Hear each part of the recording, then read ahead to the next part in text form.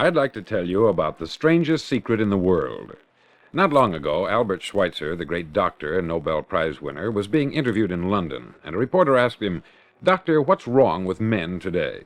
The great doctor was silent a moment, and then he said, "Men simply don't think." And it's about this that I want to talk with you. We live today in a golden age. This is an era that man has looked forward, dreamed of, and worked toward for thousands of years. But since it's here, we pretty well take it for granted. We in America are particularly fortunate to live in the richest land that ever existed on the face of the earth, a land of abundant opportunity for everyone. But do you know what happens? Let's take 100 men who start even at the age of 25. Do you have any idea what will happen to those men by the time they're 65? These 100 men who all start even at the age of 25 believe they're going to be successful. If you asked any one of these men if he wanted to be a success, he'd tell you that he did.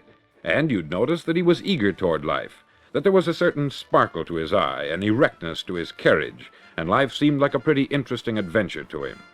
But by the time they're 65, 1 will be rich, 4 will be financially independent, 5 will still be working, 54 will be broke. Now think a moment. Out of the 100, only 5 make the grade. Why do so many fail? What has happened to the sparkle that was there when they were 25? What's become of the dreams, the hopes, the plans? And why is there such a large disparity between what these men intended to do and what they actually accomplished? When we say about 5% achieve success, we have to define success. And here's the definition. Success is the progressive realization of a worthy ideal. If a man is working toward a predetermined goal and knows where he's going, that man is a success. If he's not doing that, he's a failure. Success is the progressive realization of a worthy ideal. Rollo May, the distinguished psychiatrist, wrote a wonderful book called Man's Search for Himself. And in this book he says, "The opposite of courage in our society is not cowardice, it is conformity." And there you have the trouble today. It's conformity. People acting like everyone else, without knowing why, without knowing where they're going. Now think of it. In America right now, there are over 14 million people 65 years of age and over, and about 13 million of these 14 million are broke. They're dependent on someone else for life's necessities. Now, we learn to read by the time we're 7. We learn to make a living by the time we're 25. Usually, by that time, we're not only making a living, we're supporting a family. And yet, by the time we're 65, we haven't learned how to become financially independent in the richest land that has ever been known. Why? We conform. And the trouble is that we're acting like the wrong percentage group, the 95% who don't succeed. Now, why do these people conform? Well, they don't know, really. These people believe that their lives are shaped by circumstances, by things that happen to them, by exterior forces. They're outer-directed people. A survey was made one time that covered a lot of men, working men, and these men were asked this question: why do you work? Why do you get up in the morning? 19 out of 20 had no idea. If you ask them, they'll say, everyone goes to work in the morning. And that's the reason they do it, because everyone else is doing it. Now let's get back to our definition of success. Who succeeds? The only man who succeeds is the man who is progressively realizing a worthy ideal. He's the man who says, I'm going to become this, and then begins to work toward that goal. I'll tell you who the successful people are. A success is the school teacher who's teaching school because that's what she wanted to do. The success is the woman who's a wife and mother because she wanted to become a wife and mother and is doing a good job of it. The success is the man who runs the corner gas station because that's what he wanted to do. The success is the successful salesman who wants to become a top-notch salesman and grow and build with his organization. A success is anyone who is doing deliberately a predetermined job because that's what he decided to do deliberately. But only 1 out of 20 does that. That's why today there isn't really any competition, unless we make it for ourselves. Instead of competing, all we have to do is create. Now, for 20 years, I looked for the key which would determine what would happen to a human being. Was there a key, I wanted to know, which would make the future a promise that we could foretell to a large extent? Was there a key that would guarantee a person's becoming successful if he only knew about it and knew how to use it? Well, there is such a key, and I've found it. Have you ever wondered why so many men work so hard and honestly without ever achieving anything in particular, and others don't seem to work hard and yet seem to get everything? They have the magic touch. You've heard them say that about someone. Everything he touches turns to gold. And have you ever noticed that a man who becomes successful tends to continue to become successful? And on the other hand, have you noticed how a man who is a failure tends to continue to fail? It's because of goals. Some of us have them, some don't. People with goals succeed because they know where they're going. Now think of a ship leaving a harbor, and think of it with the complete voyage mapped out and planned. The captain and crew know exactly where it's going and how long it will take. It has a definite goal. 9,999 times out of 10,000 it will get to where it started out to get. Now let's take another ship, just like the first, only let's not put a crew on it, or a captain at the helm. Let's give it no aiming point, no goal, no destination. We just start the engines and let it go.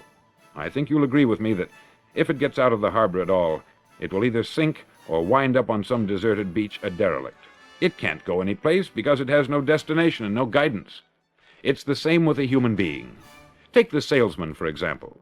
There is no other person in the world today with the future of a good salesman. Selling is the world's highest paid profession, if we're good at it and if we know where we're going. Every company needs top-notch salesmen, and they reward those men. The sky is the limit for them. But how many can you find? Someone once said, "The human race is fixed, not to prevent the strong from winning, but to prevent the weak from losing." The American economy today can be likened to a convoy in time of war. The entire economy is slowed down to protect its weakest link, just as the convoy had to go at the speed that would permit its slowest vessel to remain in formation. That's why it's so easy to make a living today. It takes no particular brains or talent to make a living and support a family today. So we have a plateau of so-called security, if that's what a person's looking for. But we do have to decide how high above this plateau we want to aim for. Now let's get back to the strangest secret in the world, the story that I wanted to tell you today. Why do men with goals succeed in life, and men without them fail? Well, let me tell you something which, if you really understand it, will alter your life immediately. If you understand completely what I'm going to tell you from this moment on, your life will never be the same again. You'll suddenly find that good luck just seems to be attracted to you. The things you want just seem to fall in line. And from now on, you won't have the problems, the worries, the gnawing lump of anxiety that perhaps you've experienced before.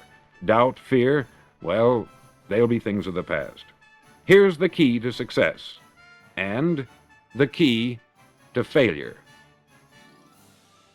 We become what we think about. Now let me say that again. We become what we think about. Throughout all history, the great wise men and teachers, philosophers and prophets have disagreed with one another on many different things. It is only on this one point that they are in complete and unanimous agreement. Listen to what Marcus Aurelius, the great Roman emperor, said. He said, "A man's life is what his thoughts make of it." Disraeli said this, "Everything comes if a man will only wait. I have brought myself by long meditation to the conviction that a human being with a settled purpose must accomplish it, and that nothing can resist a will that will stake even existence for its fulfillment." Ralph Waldo Emerson said this, "A man is what he thinks about all day long." William James said, "The greatest discovery of my generation is that human beings can alter their lives by altering their attitudes of mind." And he also said, "We need only in cold blood act as if the thing in question were real, and it will become infallibly real by growing into such a connection with our life that it will become real. It will become so knit with habit and emotion that our interest in it will be those which characterize belief." He also said this, "If you only care enough for a result, you will almost certainly attain it. If you wish to be rich, you will be rich. If you wish to be learned, you will be learned. If you wish to be good, you will be good. Only you must then really wish these things, and wish them exclusively, and not wish at the same time 100 other incompatible things just as strongly."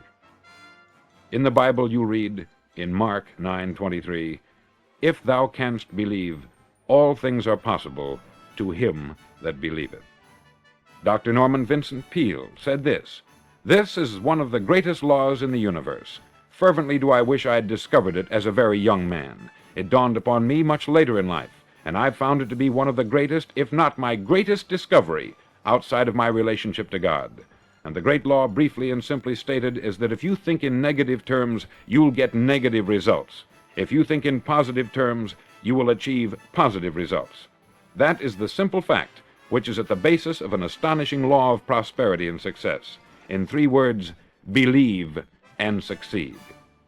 William Shakespeare put it this way: "Our doubts are traitors, and make us lose the good we oft might win, by fearing to attempt." George Bernard Shaw said, "People are always blaming their circumstances for what they are. I don't believe in circumstances. The people who get on in this world are the people who get up and look for the circumstances they want, and if they can't find them, make them." Well, it's pretty apparent, isn't it? And every person who discovered this for a while believed that he was the first one to work it out. We become what we think about. Now, it stands to reason that a person who's thinking about a concrete and worthwhile goal is going to reach it, because that's what he's thinking about. And we become what we think about. Conversely, the man who has no goal, who doesn't know where he's going, and whose thoughts must therefore be thoughts of confusion and anxiety and fear and worry, becomes what he thinks about. His life becomes one of frustration, fear, anxiety, and worry. And if he thinks about nothing, he becomes nothing. Now, how does it work? Why do we become what we think about? Well, I'll tell you how it works as far as we know. Now, to do this, I want to tell you about a situation that parallels the human mind. Suppose a farmer has some land, and it's good, fertile land. Now, the land gives the farmer a choice. He may plant in that land whatever he chooses. The land doesn't care. It's up to the farmer to make the decision. Now, remember, we're comparing the human mind with the land, because the mind, like the land, doesn't care what you plant in it. It will return what you plant, but it doesn't care what you plant. Now, let's say that the farmer has 2 seeds in his hand. One is a seed of corn, the other is nightshade, a deadly poison. He digs 2 little holes in the earth, and he plants both seeds, one corn, the other nightshade. He covers up the holes, waters, and takes care of the land, and what will happen? Invariably, the land will return what is planted. As it's written in the Bible, "As ye sow, so shall ye reap." Remember, the land doesn't care. It will return poison in just as wonderful abundance as it will corn. So up come the 2 plants, one corn, one poison. Now, the human mind is far more fertile, far more incredible and mysterious than the land, but it works the same way. It doesn't care what we plant. Success, failure. A concrete, worthwhile goal, or confusion, misunderstanding, fear, anxiety, and so on. But what we plant, it will return to us. You see, the human mind is the last great unexplored continent on the earth. It contains riches beyond our wildest dreams. It will return anything we want to plant. Now, you might say, well, if that's true, why don't people use their minds more? Well, I think they've figured out an answer to that, too. Our mind comes as standard equipment at birth. It's free, and things that are given to us for nothing we place little value on. Things that we pay money for, we value. The paradox is that exactly the reverse is true. Everything that's really worthwhile in life came to us free. Our mind, our soul, our body, our hopes, our dreams, our ambitions, our intelligence, our love of family and children and friends. All these priceless possessions are free, but the things that cost us money are actually very cheap and can be replaced at any time. A good man can be completely wiped out and make another fortune.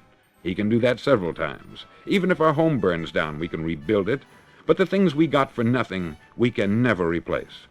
The human mind isn't used merely because we take it for granted. Familiarity breeds contempt. It can do any kind of job we assign to it, but generally speaking, we use it for little jobs instead of big, important ones. Universities have proved that most of us are operating on about 10% of our abilities. Decide now, what is it you want? Plant your goal in your mind. It's the most important decision you'll ever make in your entire life. Do you want to be an outstanding salesman, a better worker at your particular job? Do you want to go places in your company, in your community? All you've got to do is plant that seed in your mind. Care for it. Work steadily toward your goal, and it will become a reality. It not only will, there's no way that it cannot. You see, that is a law, like the laws of Sir Isaac Newton, the laws of gravity. If you get on top of a building and jump off, you'll always go down. You'll never go up. And it's the same with all the other laws of nature. They always work. They're inflexible. Think about your goal in a relaxed, positive way. Picture yourself in your mind's eye as having already achieved this goal. See yourself doing the things you will be doing when you've reached your goal. Ours has been called the phenobarbital age, the age of ulcers and nervous breakdowns. At a time when medical research has raised us to a new plateau of good health and longevity, far too many of us worry ourselves into an early grave trying to cope with things in our own little personal ways, without learning a few great laws that will take care of everything for us. These things we bring on ourselves through our habitual way of thinking. Every one of us is the sum total of his own thoughts. He is where he is because that is exactly where he really wants to be, whether he'll admit that or not. Each of us must live off the fruit of his thoughts in the future, because what you think today and tomorrow, next month and next year, will mold your life and determine your future. You're guided by your mind.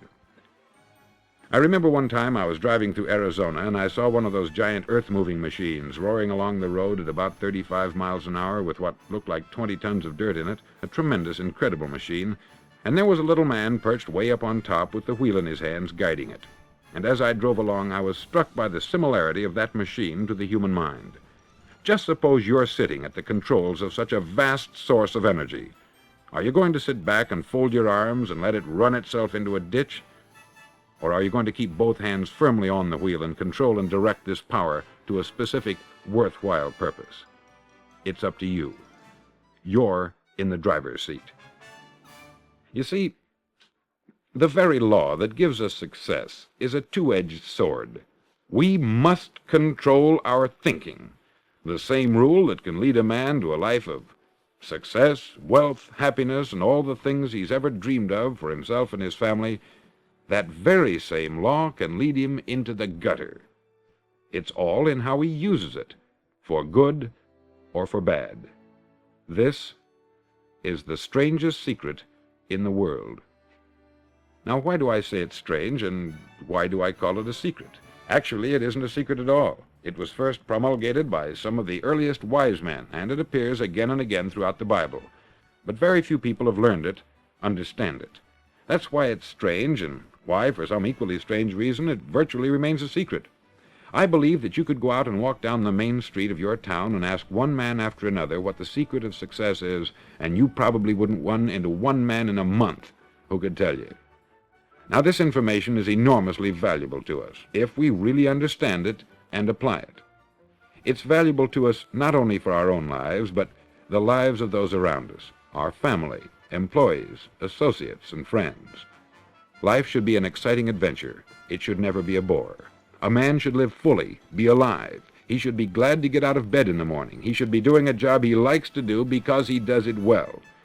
One time I heard Grove Patterson make a speech, the editor-in-chief of the Toledo Daily Blade, and as he concluded his speech, he said something that I've never forgotten. He said something like this: "My years in the newspaper business have convinced me of several things, among them that people are basically good, and that we came from someplace, and we're going someplace. So we should make our time here an exciting adventure. The architect of the universe didn't build a stairway leading nowhere. And the greatest teacher of all, the carpenter from the plains of Galilee, gave us the secret time and time again. As ye believe, so shall it be done unto you."